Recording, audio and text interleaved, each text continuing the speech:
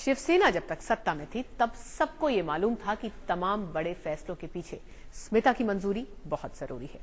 राजनीति ही नहीं, socialite circles में भी स्मिता ठाकरे के नाम का सिक्का चलता था। बॉलीवुड की पार्टियां स्मिता के बगैर अधूरी थी, लेकिन अब हालात बदले बदले जैसे हैं।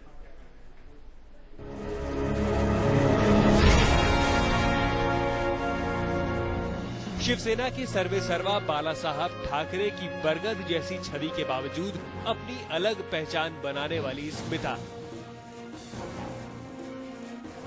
हर बार धारा के खिलाफ रास्ता बनाने वाली स्मिता और अपने फैसलों से चौंकाने वाली स्मिता, रिसेप्शनिस्ट, फिल्म प्रोड्यूसर, राजनीति और सामाजिक कार्यकर्ता, स्मिता ठाकरे ने हर बार अपनी भूमिका खुद तय की और समय के मुताबिक इसे बदलती रही।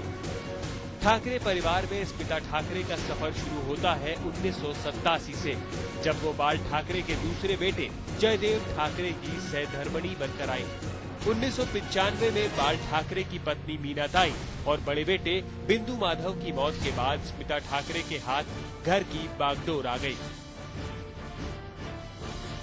उस वक्त महाराष्ट्र में बीजेपी और शिवसेना गठबंधन की सरकार थी।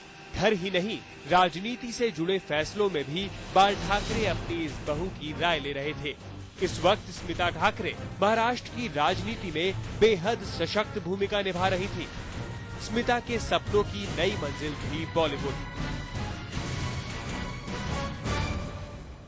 1999 में स्मिता ठाकरे ने मातोश्री की दहलीज से आगे बॉलीवुड में कदम रखा, और जब बाल ठाकरे की बहू फिल्म बना रही हो तो फाइनेंसरों की क्या कमी होगी।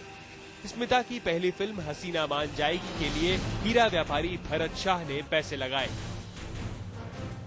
स्मिता की ताकत का अंदाजा इसी से लगाया जा सकता है कि जब उनकी पहली फिल्म पर्दे पर आई तो इसके बाद आने वाली फिल्म की रिलीज की तारीख आगे बढ़ा दी गई। बाल ठाकरे को अपनी बहू पर यकीन था और बहू को अपने फैसलों पर, लेकिन स्मिता की निजी जिंदगी में सब कुछ ठीक नहीं चल रहा था। पति से रिश्ते बिगड़ रहे थे और 2004 में दोनों का तलाक हो गया। लेकिन यहाँ पर स्मिता की कहानी ने फिर लिया एक नया मोड़। अब वो जयदेव ठाकरे की पूर्व पत्नी थी, लेकिन अब भी वो बाल ठाकरे की बहू बनी रही। जयदेव ठाकरे ने घर छोड़ दिया और स्मिता ठाकरे बच्चों के साथ मातोश्री में रही। इस बीच स्मिता ठाकरे सामाजिक कार्यों में भी दिलचस्पी लेने लगी।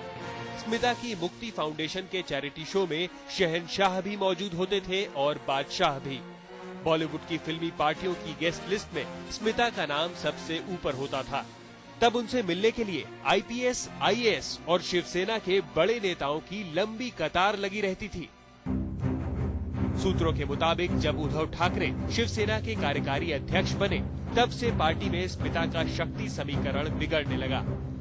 राजनीति के साथ साथ मातोश्री में भी स्मिता की भूमिका पहले जैसी नहीं रही। जाहिर है, स्मिता ठाकरे के लिए हालात पहले जैसे नहीं रहे। अब स्मिता मातोश्री की छांव से निकलने का संकेत दे रही है। लगता है स्मिता ने एक बार फिर नई राह तलाशने की तैयारी कर ली है। आज तक ब्यूरो।